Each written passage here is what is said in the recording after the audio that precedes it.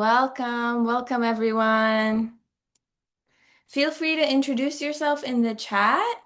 Um, Tell us where you're joining us from, anything else you would like to share. We are very excited to have you all here, and we will be starting shortly. Hi from Kentucky. It's 8 a.m. in Los Angeles, where Maria, me, and Andrea are. Hello from Montreal. Hi, LA. Solidarity for an early morning.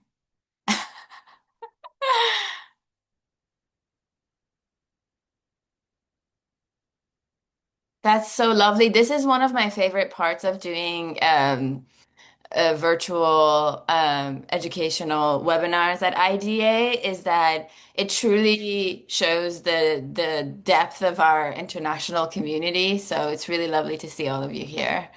From Toronto, Pakistan, Texas.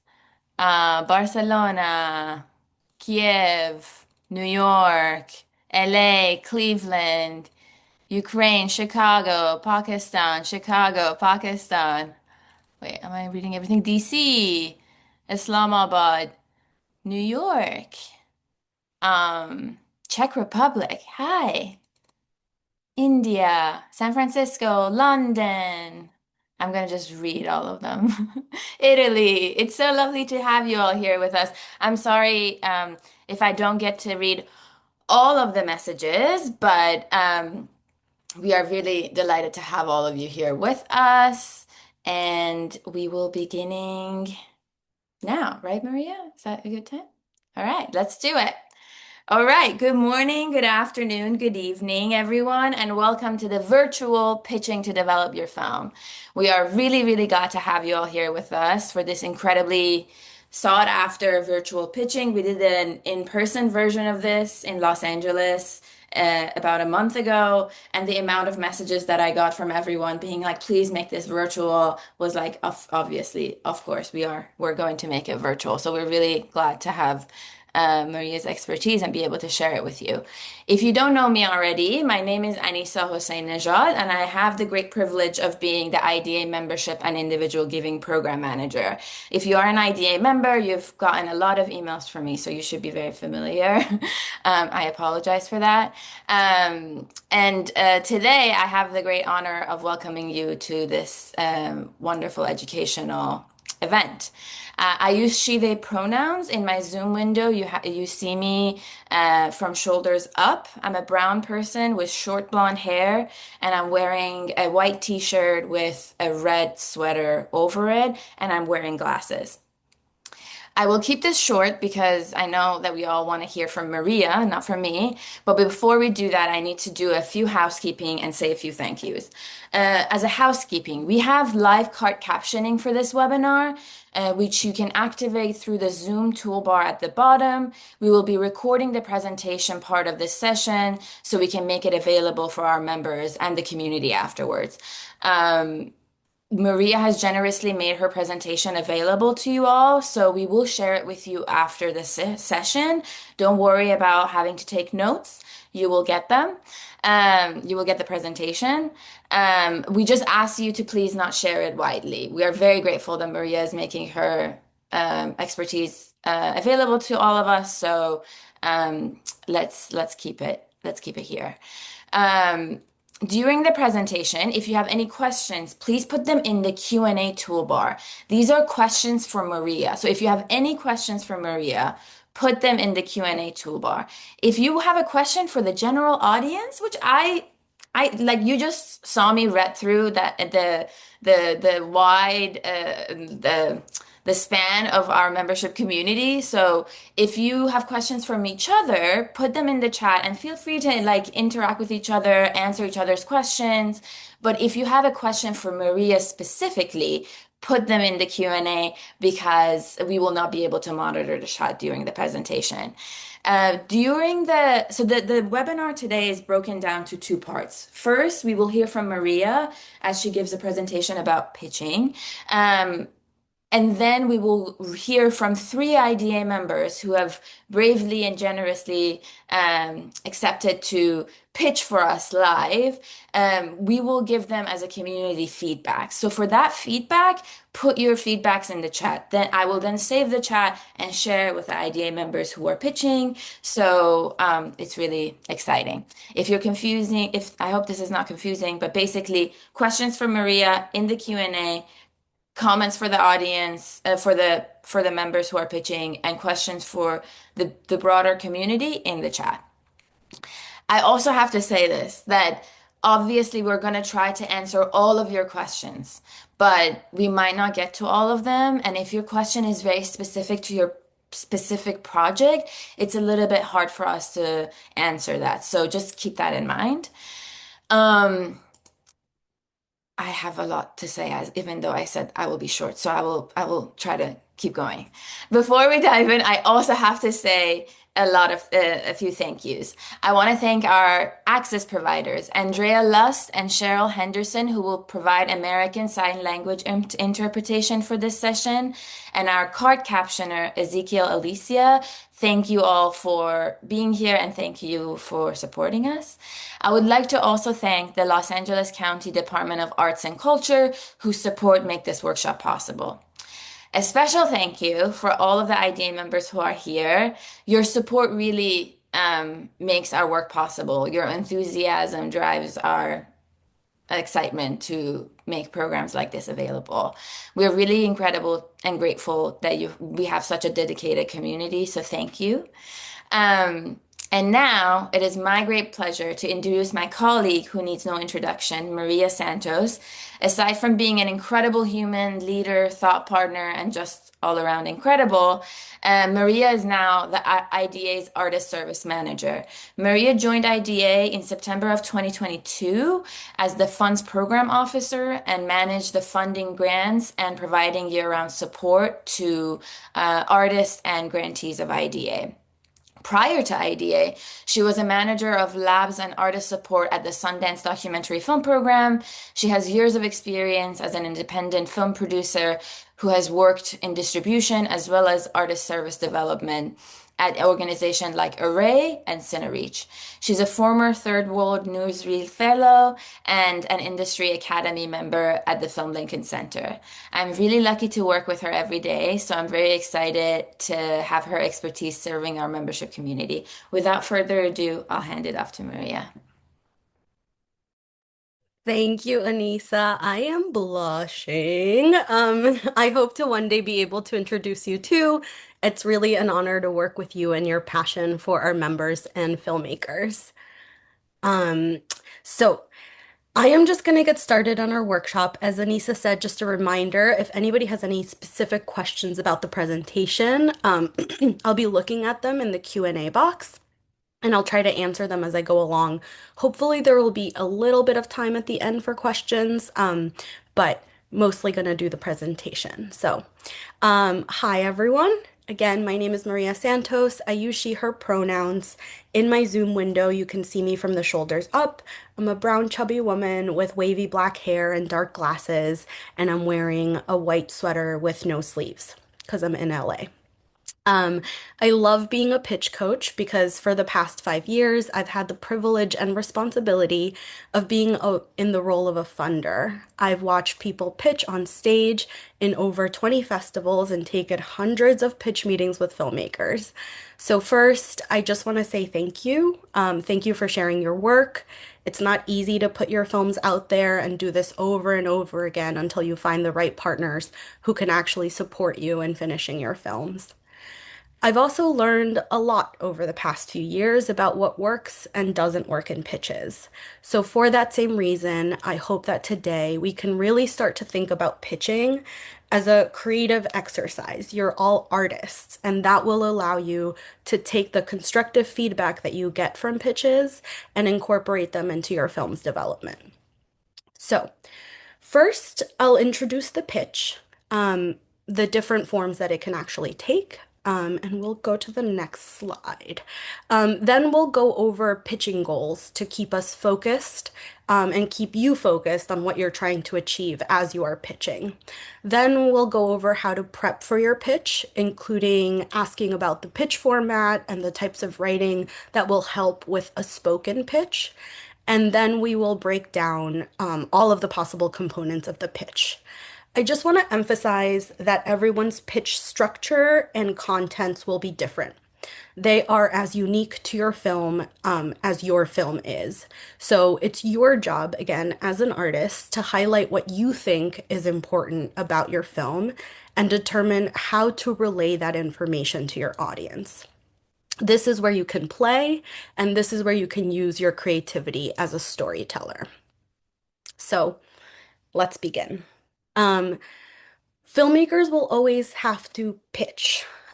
Pitching can be broadly defined as a condensed way to share your film. It's usually a spoken method of sharing information about your film, but sometimes you can actually share film stills, a deck, or even a work sample, but that's not always possible. So, really, the spoken word is really the art of the pitch.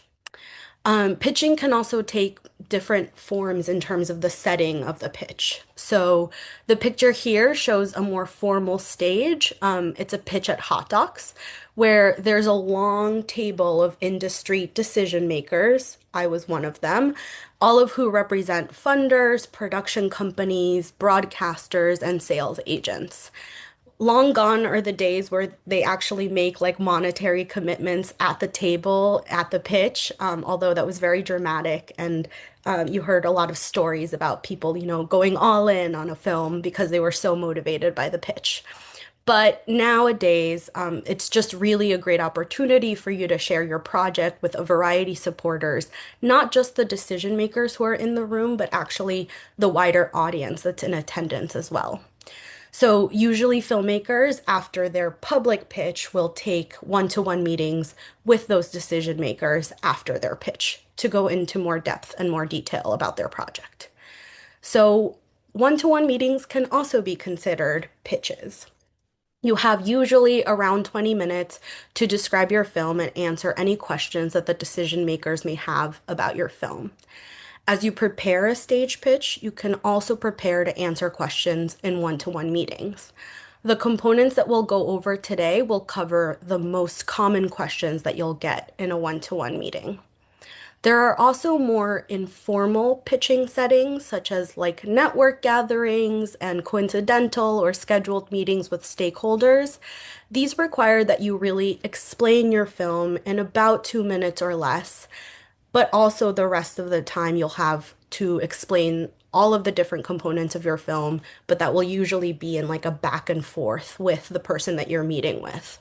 It's really important for those one-to-one meetings that you have a very clear ask for what you need in this moment. What does your project need right now in this moment so that that person after that one-to-one meeting can have an idea of what it is that you as a filmmaker are looking for. That might be funds, that might be different crews, that might mean access to something for your film. As you can probably tell at this point, pitching is a tool of fundraising.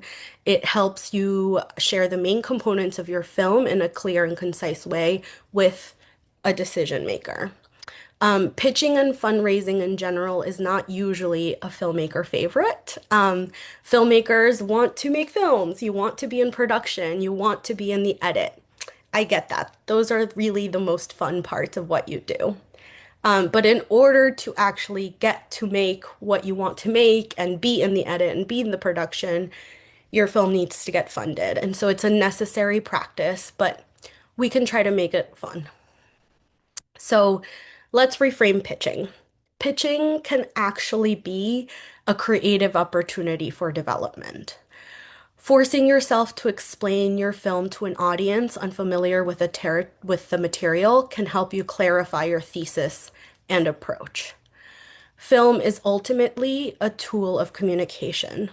You want to ensure that whatever idea or approach you have in mind for the film is also translating to others. It's for your future audiences. especially before you commit to an idea or when you're trying to incorporate a new element, it's really helpful to get that feedback from a pitch. So, if most filmmakers dislike pitching, why do they do it? Well, let's go through some of the goals. So, the most common goal for pitching is fundraising. Hopefully, you will have the ability to share your work with folks who can come in with money. However, this is not always the outcome of the pitch. Um, Sorry, I lost my place. So there are other goals to keep in mind when you're pitching. Another goal could be to actually develop your project. If you're still working out your story arc or your character development, this is an explicit question that you can ask of your audience in your pitch. In nonfiction, no one expects you to know what's going to happen to your participants in the future. But they do expect that you, as a filmmaker, are always thinking about your story and its many potential endings. So it's okay to admit that there are a few components that are still being determined as long as you describe what you think will be the possible options. Though that description will actually show your expertise as a filmmaker, that you're already thinking about how to develop the arc of your film. Another goal when pitching is to find collaborators. So, if you still don't have all of your crew hired, there may be folks in the audience who might be interested in joining the production. So, what information do they need to know? That's what should be included in your pitch. Pitching can also help you develop your audience. I suggest that you bring a sign up sheet to your public pitch. Have your social media ready to share for anyone who wants to continue to follow the film. I hear a lot of people say to people who are pitching, like, I want to see your film finished, right? And so those are the audiences that you pick up along the way as you are pitching. You can also ask questions of the folks who are really interested in your film. Again, this is your primary audience, so you want to get that feedback as you're continuing to create. Pitching can also be a great opportunity to solicit feedback, even from folks who are not necessarily your audience. How is this material landing for people? How is this material landing for broadcasters as opposed to nonprofit funding organizations, as opposed to other production companies? All of that information is good information for you to keep in mind, although you don't have to incorporate every single piece of feedback that comes your way. In fact, some feedback can feel constructive, but the feedback that does not serve you, it's not feedback that you need to take, that can also help you fine tune what you hope to do with your film. So, really think about what are the most common questions that you're being asked over and over again about your film and try to incorporate that into your pitches and into your film development. So, now, how do we prep a pitch in order to meet your goals? We're going to go over the format of the pitch, some general writing tips, and then break down each component that can actually be included in your pitch. So let's talk about the format of your pitch. First, I would recommend that you get to know the organizers of the pitch. Ask them about the setting of the pitch. So, all of these questions listed here can actually give you information as to how to prepare for your pitch. Will you be holding a mic? Will there be a stage? Will you be able to like make eye contact with your audience, or will the room be dark and you will have to sort of connect with them in different ways? Also, time.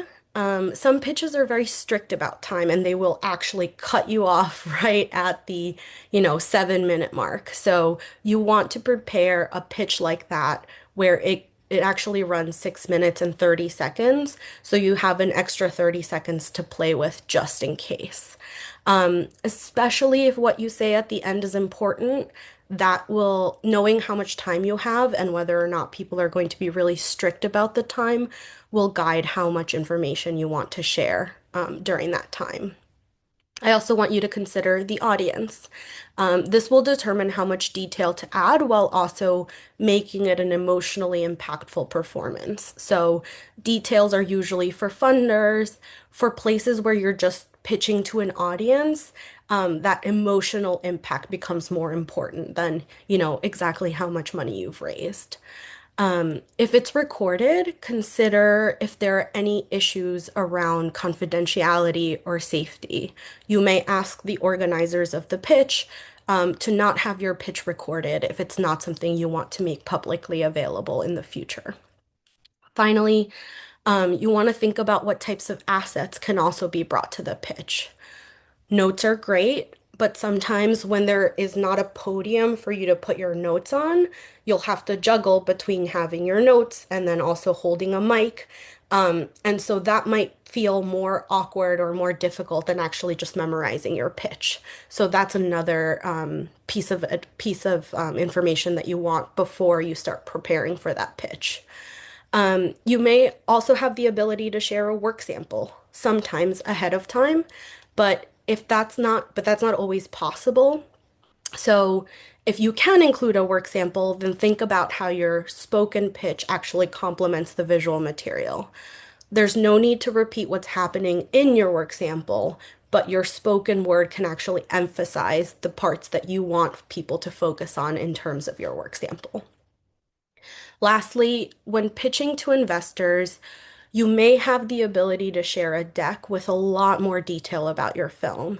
So, really think about what your spoken word can do for your project in that meeting that your deck isn't doing. So, consider that not everyone will have had the opportunity to read your deck ahead of time, just because of time. So, that might be another consideration.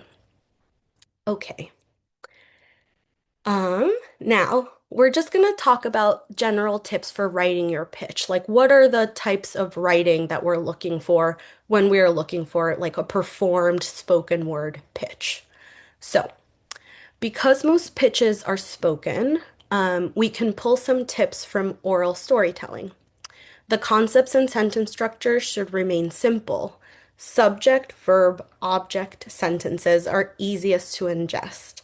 A lot of times when we're preparing our pitches, we'll have sentences with different clauses or different tangents, and that's not something that people can always take in when they're listening to a pitch. So, other recommendations for spoken word is to tell us a story rather than just listing out facts.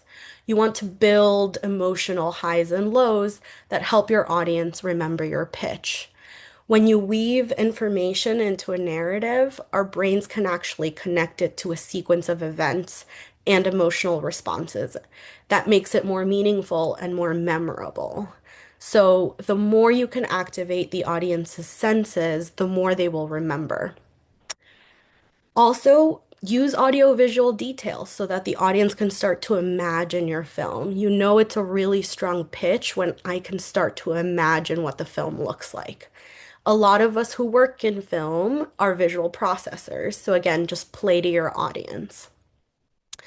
Another important concept that I want you to keep in mind while writing your pitch is the difference between the film content and the making of story. What I mean by that is that your film may have its own narrative, but also how you actually came to the story or how you're producing your film is a separate narrative. So your pitch should try as much as possible to make clear what is the film and what is just contextual information. And this is especially true for nonfiction film pitches, right? So, for example, a good example of this is when folks pitch a personal film. They may start their pitch just describing a pivotal moment in their childhood that set the stage for the film that they are making. As a funder, I want to know if that story about your childhood will actually show up in the film, or is it just background information about the filmmaker's motivation, which is still valuable, but I'm looking for what is the film. So if they're describing this pivotal moment in their childhood, I'm starting to ask, what is this was this moment actually filmed? Will it show up on the film in other ways like animation? Will that pivotal moment be mentioned at all, maybe through an interview? These are questions that I'm starting to ask myself. So the materiality of the film versus what you're just telling me in the pitch is really important to make that distinction between the two. All right. I'm starting to see a couple of questions in the Q&A, so I just want to stop for a second. Do you have a Mhm. suggestion for? Oh, sorry. Sorry. Do you want me to read the questions for you? Sure, sure, yeah. Okay. So Esma asked, do you have a suggestion for what a unique way to pitch or could help one stand out from the crowd? Um, it's really about making sure that you are pitching to your film. So, like you said, like I said earlier, it's like, what is the unique way that you will make your film, that's what you want to relay in your spoken word pitch. So your pitch is as unique as your film is, if that makes sense. But again, other suggestions in this presentation are really about having an emotional impact and making your film memorable. So unique may not be really the goal. It's really about making sure that people remember you, remember your film, and remember how passionate you are about the film. Thank you. And another question from Esma is, would it be unprofessional if they engage in the senses of their story with a diffuser for smells or food for the culture? I don't think it would be unprofessional, but you do want to think about how much it feels like spectacle as opposed to just focusing on your film and what you're trying to accomplish. So I would just say, like, for example, a diffuser for smells, the smells might have unintended impacts for different people. Or, sharing food is another consideration of like it becomes a production, right? Like, how are you distributing out food? So really all of those sort of little tricks can actually detract from people just focusing on your film, right? I have seen some folks start out with like a very a short performance, like a song, but it has to really, really be in service to the film that you're pitching and not just feel like this extra thing that you're adding just to stand out. Yes. I think we're good if we All want to right, move on. great. Thank you. And so yes. So just mentioning the difference between your actual film content and then the making of, right? And then lastly, as I've mentioned already a couple of times, it's to always keep your audience in mind. So I recommend that you adjust the level of detail and approach for different audiences. This doesn't mean starting from scratch. So in the following section, we'll break down the pitch into different components. As long as you have your language prep to describe each component, how you put them together, and how much detail you include, that can all be adjusted for your different audience. And of course, your pitch will change over time. Like as the production progresses, so will the film and its story. So I recommend you keeping a document with different versions of your pitch. It's actually really cool to see how your pitch changes as time grows. And when you're finally ready to premiere your film and you have to publicize it, the pitch language that you've used throughout the time of your production will be useful for creating those materials. Okay, so let's review the components of your pitch to prepare. I'm going to break them down into discrete components, but just a note, these are not in sequential order. So what I encourage you to do is actually weave between these components when writing your pitch. A strong pitch will tell a story. It'll thread the different components together so we're able to remember the complexity of the film. It's not all broken up into each of these sections. All right. We're gonna break down all of these. So, just a reminder, they're not in sequential order, except for actually the first two, and I'll sort of explain that. So, first things first, introduce yourself. don't forget to introduce yourself. The second is something I'm calling the hook. Just hook us into your film. I'll explain this a little bit later. Also want to include an artist statement, an artistic approach, the urgency, production values, themes, access, and work sample.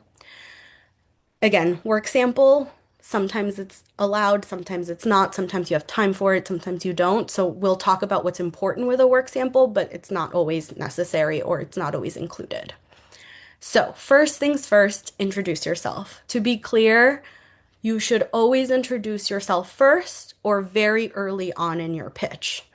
Don't forget to do this. Sometimes in our nervousness, we go straight into just explaining the film, but you actually want to make sure that people remember you as the filmmaker and not just your project. So, this is the moment to set the stage for yourself.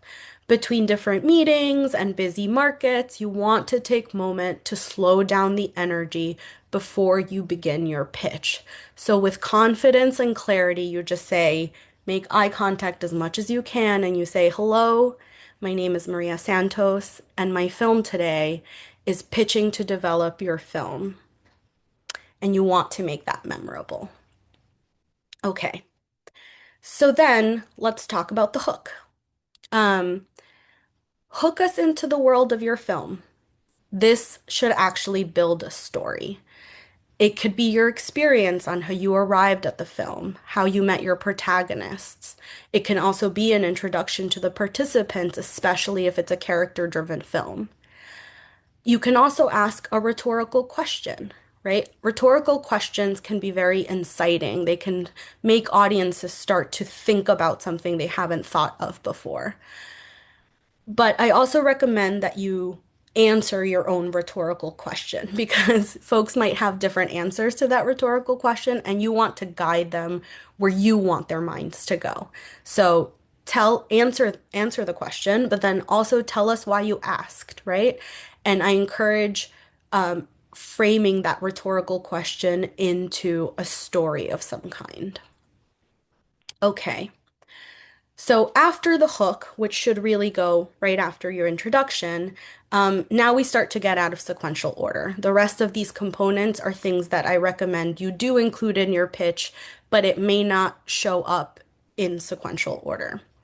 So your hook can actually be your artist statement. It doesn't have to be, but your hook can be your artist statement. Your artist statement is an opportunity to explain who you are as an artist and why you should, and why, sorry, we should trust you to bring this film to life.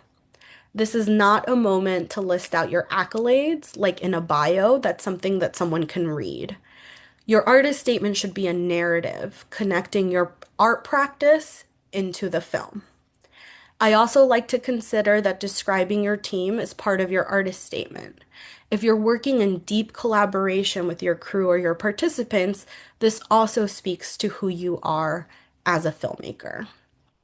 All right, I'm going to pause here because I see a couple of questions. Um, Yes, I will read them for you. yeah. Uh, Saga asking, using ChatGPT to shorten your writing, does it impact your pitch? You know, this is a kind of controversial controversial topic.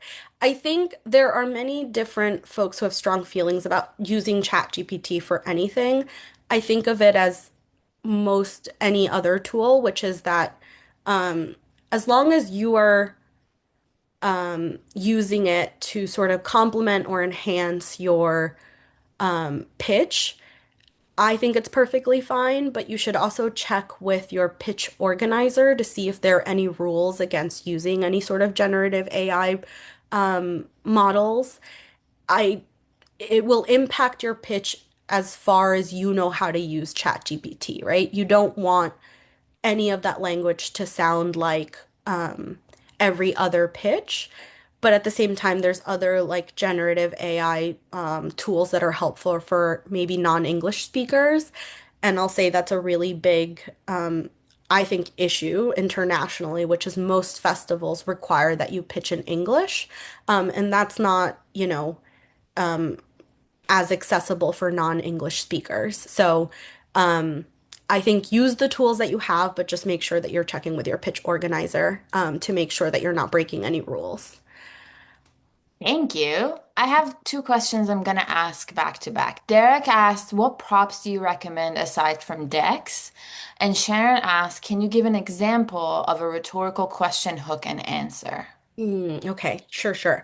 Okay, so um, in terms of the props, um, I actually don't recommend you use many props, because it detracts from the spoken word of your pitch, right? So you really want to focus on just telling a story. This is like a moment for oral storytelling. A deck is more appropriate when you're actually taking a one-to-one meeting, right? So that's in the setting where maybe it's an investor, maybe it's a production company who wants to know all of the little details of your work.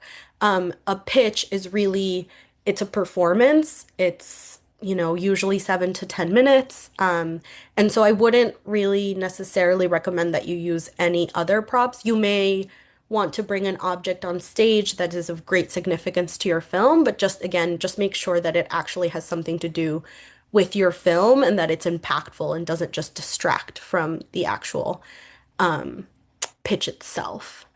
An example of a rhetorical question. So, um, only because it's in the back of my mind right now. In the United States, there is a big issue around lead poisoning in waters. And the most common example of that is probably in Flint, Michigan. There's someone who is making a film about poisoning lead water in Oakland, which is in California. And so they're actually starting out their pitch asking the rhetorical question of who has ever heard of the lead poisoning in Flint, right? And then folks will maybe raise their hands because a lot of us in the United States have heard of that issue in Flint, Michigan. And then the the person who's pitching will ask a second question, which is, well, how many of you have heard about lead poisoning in Oakland, California, right? And the expectation is that not as many hands will be raised in that moment. And so that really gets folks thinking about the fact that this is a common issue for one part of the country, but it's actually underreported, underexamined in this other part of the country. So it just gets people thinking like, oh, I may not know about this and I want to know more. Hopefully that was helpful. That was All right. great. Do we have time for one or two, or should we? Yeah. Okay, Let's great. do one more. Okay. Um, Tanya is asking what, first, great overview already. Thank you. The question is, what international differences do you see in terms of what broadcasters seek in the following three regions? Latin America, North America versus Europe. Yeah, this is a really good question, Tanya. So, um, just to be clear, broadcasters are really, really guided by their audience numbers. What broadcasters have in their arsenal of tools is being able to get data from their audiences. So just making sure that you mean broadcasters in Latin America versus broadcasters in North America versus broadcasters in Europe. That's what I'm going to ask, not necessarily what they're looking for in terms of filmmakers from Latin America or North America or Europe. Um, so every territory is also different. So this is a very complicated question. I will say very, very broadly and as a huge generalization, because this can be its own presentation, um, I would say in North America, there is a lot of wanting narratives to have a lot of momentum, right? You were thinking like true crime or thinking um, films with a lot of high drama and very high production quality. Um, and that means that a lot of audiences who are watching TV, watching documentaries on TV, don't necessarily often, unless it's public access, they're not necessarily watching films that are not really high production value or that are more experimental. Those things are not really selling in terms of the broadcasters. There's other ways to distribute, but not necessarily in broadcasters. In Latin America, you get more patience for really, really highly political and intellectual films, sometimes that don't necessarily have a narrative. But these are smaller markets, so that's something to consider with Latin American broadcasters. And then with European broadcasters, you actually do get the ability to sell more artful cinematic films, even for TV watchers. But this all depends on the channel. So Europe probably has the most extensive and diverse broadcasters out of all of these three regions. I hope that was helpful. Like I said, I can go into more detail, but it's really complicated. And actually, if you have a really strong producer who understands the international market, they'll be more knowledgeable about how each of these broadcasters are looking for different things. Okay, we're gonna go back into the presentation. Thanks, y'all. All right, so after we just explained the artist statement, I believe. And so another component that I want you to think about in terms of your pitch is preparing for your artistic approach and how to describe your artistic approach. So you want to focus on 1 to 3 artistic devices that you can explain in detail and with illustrative examples. Don't just list them out, but really practice how the audiovisual approach will work in the films and how these impact your film. So, I recommend trying to incorporate devices into your descriptions of your characters or your scenes from the film. That way, you'll really be illustrating the impact that those devices have on your film itself. The story of making these intentional choices will help us remember that from your film. So, for example, in my fictional film, Pitching to Develop Your Film, I will use a slide deck while speaking to an audience in a webinar so that audiences can listen to the information as well as have a visual element so they can access the information through 2 of their senses. This will make the material more memorable and reach different learning styles.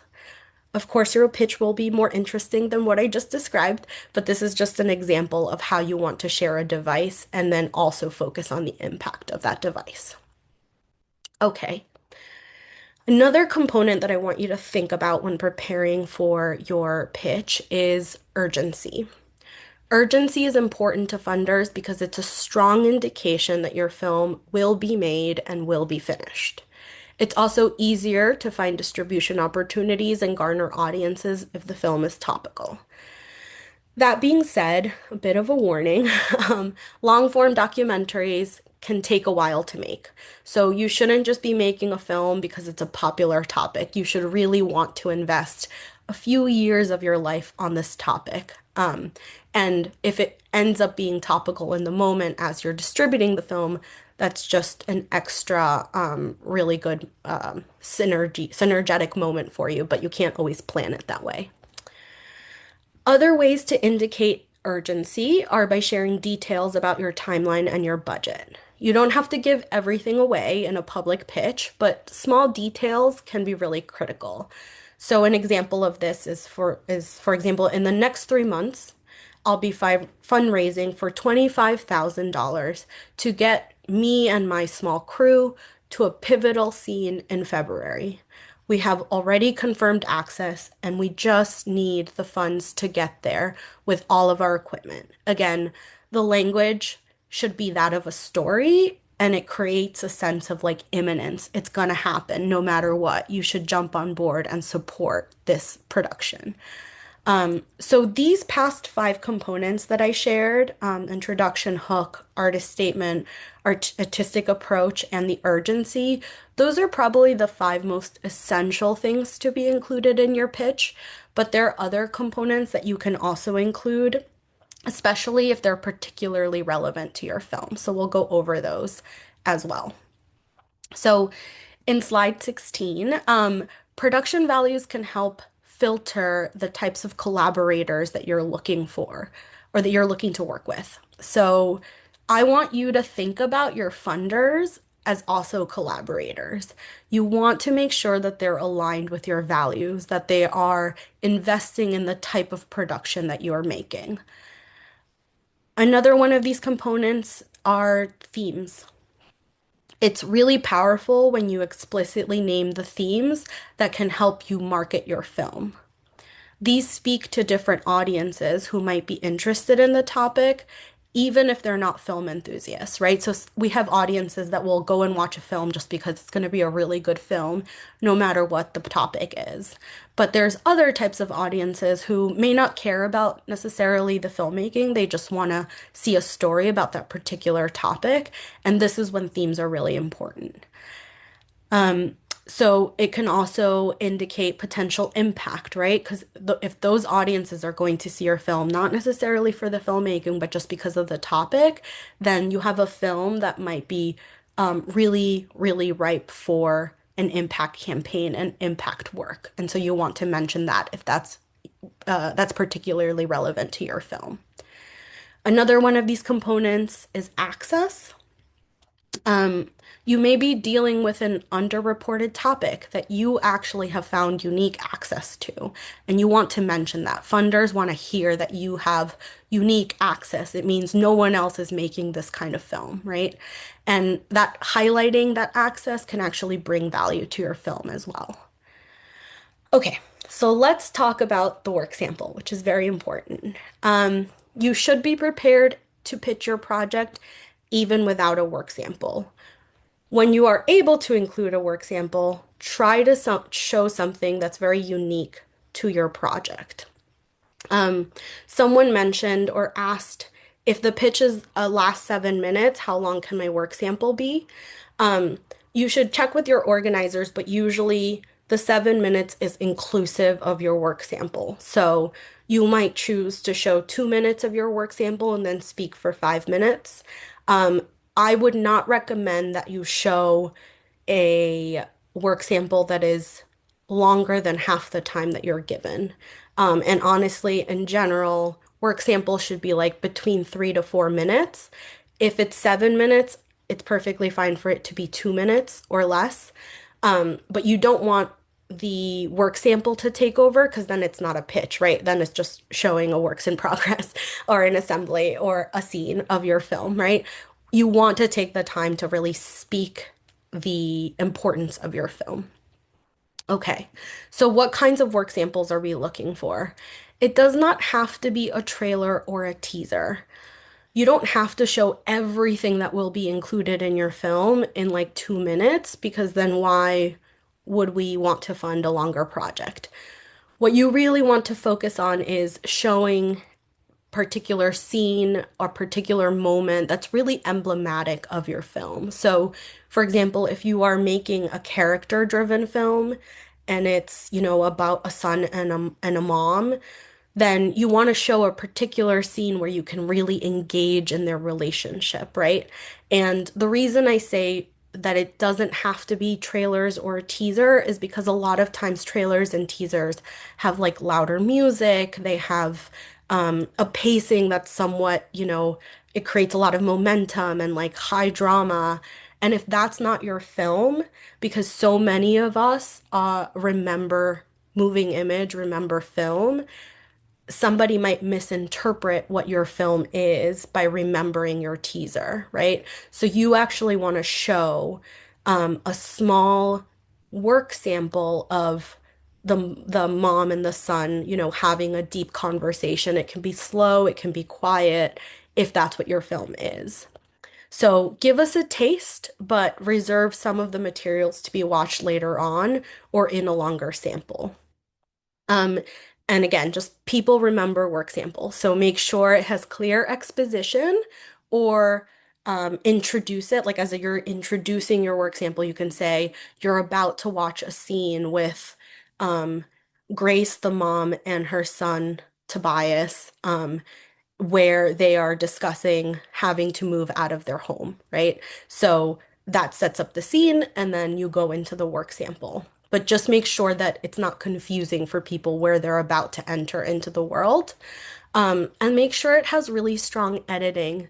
Again, you don't want your film to be remembered for the wrong things. So, whenever people are rushing to finish the edit of their work sample, before a pitch, I actually often recommend that they just stop focusing on that and just choose to do their pitch without the edit. As we all know, editing is very time consuming and it's very, very careful. So you don't necessarily want to show a rushed work sample in a pitch. Okay, so of course, there are a variety of ways to structure all of these components. So, my recommendation is that you have fun with it as much as you can. Use your creative storytelling skills to bring us into the world of your film through oral storytelling, through spoken word. Make us want to join your journey. Thank you all so much for joining this presentation today. I think we can keep answering some of these questions that we have about the pitch.